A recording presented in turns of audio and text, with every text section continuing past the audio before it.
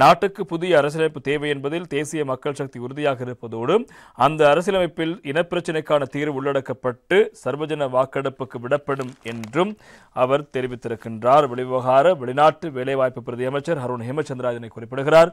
வீரகேசரிக்கு வழங்கிய பிரத்யேக செவியின் போதே அந்த விடயங்களை அவர் சுட்டிக்காட்டியிருப்பதாக தெரிவிக்கப்படுகிறது. புதிய அரசியலமைப்பு உருவாக்க செயற்பாடுகள் ஏற்கனவே தயாரிக்கப்பட்டுள்ள இடைக்கால அறிக்கையில் இருந்து ஆரம்பமாகுமா இல்லை முழுமையாக ஆரம்பித்திருந்துதான் செயற்பாடுகள் முன்னெடுக்கப்படுமா என்று 3 ஆண்டுகள் காலம் தாமதப்படுத்துகின்ற போது அச்செயற்பாட்டுக்கு எதிரான எதிர்ப்புகள் வலுவடையும் சவாலான நிலைமைகள் ஏற்பட்டால் அதனை எவ்வாறு கையாள உள்ளீர்கள் எனவும் வினவிய போதே அவர் இந்த விடயங்களை சுட்டிக்காட்டி பேசியிருக்கிறார். எனவே புதிய அரசியலமைப்பு உருவாக்கப்படுகின்ற போது 13வது சட்டம் மட்டுமல்ல 1வது திருத்தத்திலிருந்து 22வது திருத்தம் வரையில் அகற்றப்பட்டு அவற்றின் உள்ளடக்கங்களை கொண்டதொரு புதிய அரசியலமைப்பு உருவாக்கப்படவிருக்கிறது. அதாவது 1வது திருத்தத்திலிருந்து 22ஆம் திருத்தம் வரையான சகல திருத்தங்களின் உள்ளடக்கங்கள் மாற்றப்படவிருக்கிறது. அதில் மாற்றம் மேற்கொள்ளப்படும். எனவே புதிய அரசியலமைப்பின் போதும் இந்த விடயத்துக்கு முக்கியத்துவம் வழங்கப்படும். அதேபோல இனப்பிரச்சினைக்கான தீர்வு விடயத்தில் எம் அமைப்பின் கொள்கைகளை மையப்படுத்திய விடயத்தினை முன்வைப்போம்.